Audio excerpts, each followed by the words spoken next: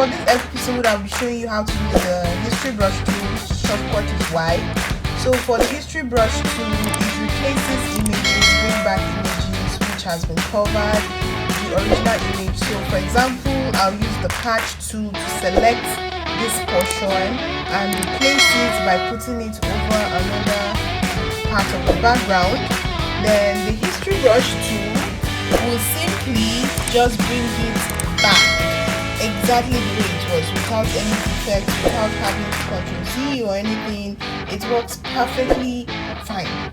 So I'll do that again for you to see, and the link to the episode of the patch tool will be down in the description in case you want to know more about it and the other tools beneath it. So the history brush tool replaces objects, bring back the original object without hesitation.